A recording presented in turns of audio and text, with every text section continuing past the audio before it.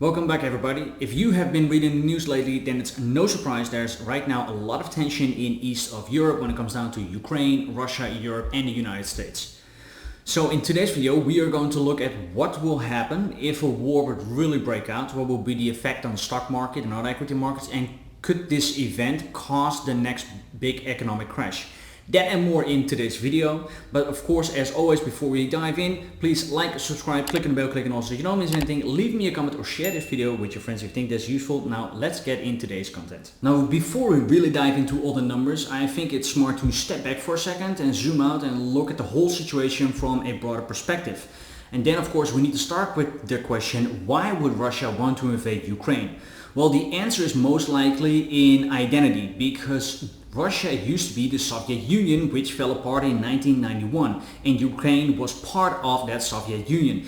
And it's no surprise that it's a wish and a desire from Putin to re-establish the whole Soviet Union, so all the countries that once fell off. And some people that live in Ukraine actually identify as Russians, but this is really a minority. Ukraine is also strategically very important. It has access to the Black Sea, it has natural resources, and it has a lot of important trading routes. And not long ago, Russia appeared on a conference and said, we have three very important demands, and if you don't grant them, we will start a war right away. First of all, Ukraine can never ever enter NATO. NATO cannot expand anymore from today on. Countries can only leave. And the third demand was that all the NATO countries that have some kind of militaries on the Eastern Europe must retreat right now. Why is NATO so important? Well, NATO is a pact. It is a military alliance from a lot of Western countries that has been built up in the last few decades. And one of the most important rules that NATO has is an attack on one of us is an attack on all of us. And of course that is then right away a threat to Russia if they really have the idea to invade all kinds of East European countries to re-establish that Soviet Union. And to show you how many countries are in the NATO, here is a list of all the countries that have joined in the last few decades. And the idea of re-establishing the Soviet Union actually started already in 2014 when Russia suddenly took over Crimea, something that's called the Krim in Europe. It's a big island in the south of Ukraine.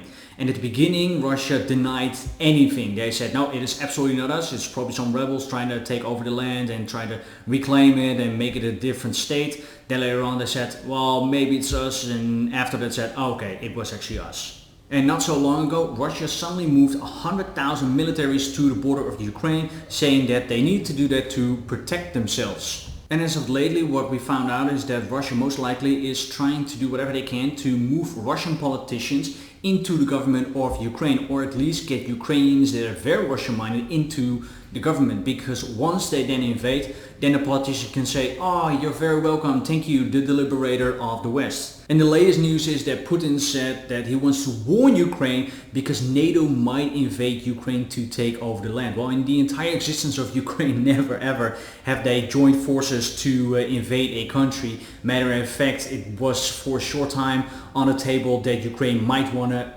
enter the NATO. So you can see that there are all kinds of games being played, propaganda news, fake news, and everything goes in a very more smooth, almost delicate way, although it is actually a very bad situation compared to other wars what we had in the past. They're really playing games with each other to see who can raise the stakes. So with that being said, let's leave the politics and the news for there for a moment. Now we are really going to dive in the numbers, because we of course want to find out what will happen if a war would really break out in the next few weeks or months. And what I first looked at was the GDP of Ukraine, which is 181 billion. Is quite a lot, or it sounds like a lot, but it's actually number 57 on the list when it comes down to all the GDP from all the countries in the world. To compare this with the United States, who is number 1 on the list with a GDP of 20 trillion a year. And Russia is number 11 on the list with a GDP of 1.7 trillion a year. But what I found interesting is the economy of Ukraine, because that one is very diverse. They have so many industries. For example, they have a mining and production, iron and steel, chemical industry, strategic and defense complex, fuel industry, automotive industry, aircraft and aerospace, shipbuilding, agriculture, and the list goes on and on and on. And as you can see, it is very diverse. But I have to be honest, if we look at the GDP and how much money Russia right now has, that all of these industries and the economy of Ukraine, that is most likely what Russia is not after. So in the news right now, all the time you hear that if Russia decides to invade Ukraine, they can face severe sanctions. But what can that be? Well, for example, the West could cut off certain technology that Russia is using, or they could freeze certain bank accounts, and of course they could also hit them military-wise. But the rest of all the sanctions stay a little bit unclear. The politicians so far have not really talked about. Of course, I think Russia knows what the consequences can be, but if the politicians will show exactly these are all the 10 or 20 or 50 measurements that we will take if Russia starts to invade, then you will get so much ping pong up and down from reporters that will ask, why would you do this, why won't you do that, and they'll probably keep this all behind closed doors. But as it seems right now, it is a long list and a lot of sanctions that will hit Russia economically very hard. But on the other hand, Russia could do exactly the same because they are the supplier for natural gas to Europe. They are right now delivering somewhere between 35 and 40% of all the natural gas that Europe is using. And Germany is the biggest buyer. Now Norway is second and is also a huge deliverer, but if they will cut off the gas, Norway could never ever fill up that gap. And the result is that the price of natural gas has already been skyrocketing for the last few weeks. And in my belief, this story will also play a small part in the price of oil. It would not be the main factor why oil price right now is rising, but I do think that it is playing part of the oil price. So the price of natural gas right now is the major problem, and because the price is spiking so much, we are seeing that a lot of European suppliers are going bankrupt. Now that sounds maybe weird because you would say with a high price these companies would make a lot of money, but that is actually not true. Because how it works in Europe is that they have contracts with their consumers, like people like you and me, and they lock down those prices for an entire year or 2 years or 3 years. So if suddenly the price is spiking up, then those suppliers need to buy those gas prices against very high prices. And then of course they could never deliver against a profit. The result is of course that many of the suppliers are going bankrupt right now. Now the United States and Europe are working closely together and working very hard to get all kinds of natural gas from all over the world to relieve the supply chain.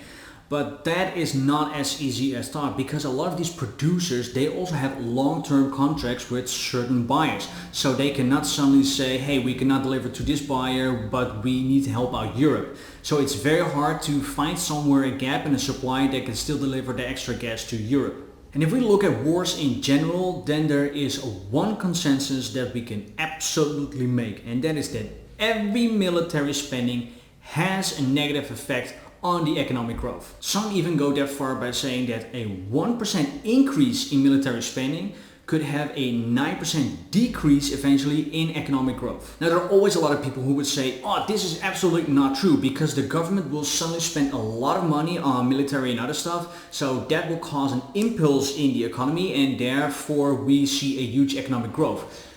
Now, yes, they are right, but also they're wrong. So they are right on a very short term. We do see this sometimes on, let's say, 6 months or a year. But on the long term, we see that the effect is always negative and that also right away spills over to other sectors in the economy. A study has shown that a war always has a negative effect on a country's economy, debt, job, taxes, investment climate, inflation, and that extra spending in war then usually replaces the spending in the tech industry, education and infrastructure. Now I dove into the stock market to find out what happens to the markets when a war would really break out. Now I went back all the way to the First World War, and I gotta tell you, I found some interesting stuff. And when we look at the First World War and then the Dow Jones, then we see at the beginning a drop of 30%. The market closed for months, and then when it reopened, the market skyrocketed 88%. And by the end of November 2016, the stocks had more than doubled in value. In the beginning of the Second World War in 1939, when Hitler decided to invade Poland, the United States was just emerging from the Great Depression. And at the beginning, the Dow Jones increased 10% and giving hope that the geopolitical environment would put an end to the difficult economic times. A number of international cooperative arrangements succeeded in stabilizing and growing the United States economy, and by the end of the war in 1945, the Dow was up 50%. Then the Korean War, on the very first day, the Dow dropped 4.7%. Nonetheless, the market recovered within a few months, and by the time the war ended in 1953, the Dow was up nearly 60%. That gave an annualized growth rate of 16%. Later on, we had the Vietnam War, which started in 1955, but the United States decided to enter in 1965.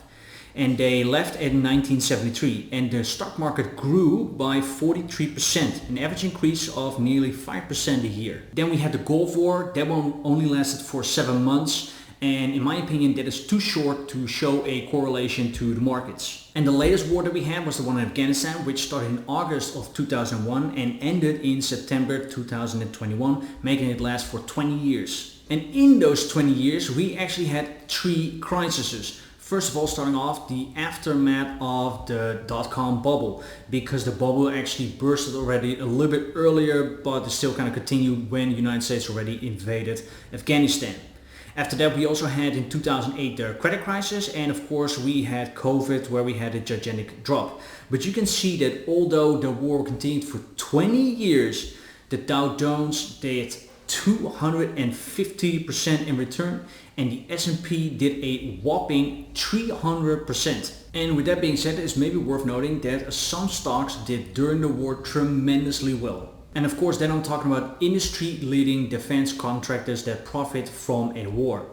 If you would have invested in these 5 stocks that you see right now, so that is Boeing, General Dynamics, Lockheed Martin, Northrop Grumman, and Raytheon, and you would have put in $2,000 in any of the stocks, so together $10,000 in total, at the day that the United States invaded Afghanistan, and you would have sold all of those stocks at the day that the United States left Afghanistan, then your portfolio from $10,000 would have grown to $97,000, and you would have outperformed pretty much every index. So what is then the general consensus of all of this is that usually stocks go down on the beginning of a war, so kind of the pre-phase, because then there is a lot of uncertainty in the market. And if there's one thing that markets don't like, it is the uncertainty. So although something very negative could happen, a war, if at least when the war is 100% sure, then usually we see the markets climbing up again from that moment on. There's just only one tiny side note that I want to make, is that if a country suddenly decides to invade and like no one expected it, then usually you see a drop in the markets right at the beginning because there was a surprise, and then the markets are still going up. But we see with most of the wars, if we look back in the last 100 years, that there's already a lot of news and events leading up to the eventual war that is then breaking out. Now, of course, there's no such thing as a guarantee in the stock market, but if you're searching for something as close as to a guarantee, investors should actually look then at companies that have to do something with the war, like the names that I just mentioned. Personally, I would never buy any of these stocks because, in my opinion, buying a contractor, buying a company that produces weapons is a silent vote for a war. That is kind of where I draw the line as an investor. So I would never buy their stocks, even if you could make money out of it. But of course, it's up to you. It's your money. You need to make your own decisions. And then I want to end with my take on things. Well, if we look at the GDP, then the economy is very diverse, but it's not a super heavyweight, and Europe is absolutely not depending on all of the industries that Ukraine has. So although the war will be a very negative effect to Ukraine itself, and that country might slide into a recession, I find it hard to believe that that will spill over to other European countries and that they will slide into a recession as a result. And although the gas prices are spiking up right now and it could cause a problem for some households, that industry on itself is alone, and it will not spill over into other industries. It would not hit the real estate market or crypto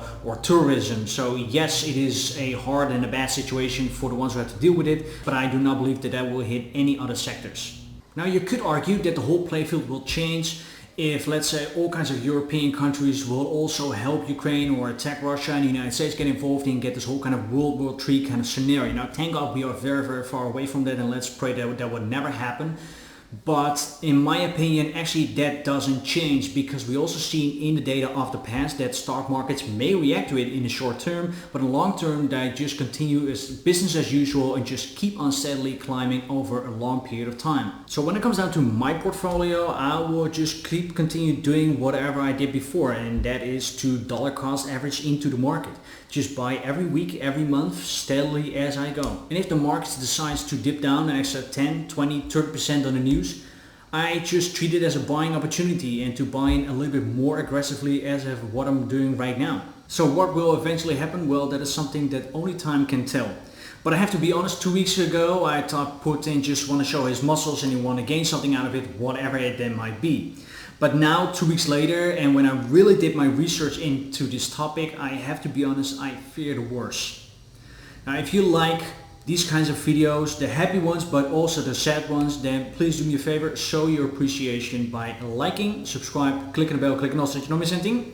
Leave me a comment, share this video with your friends if you think that's useful.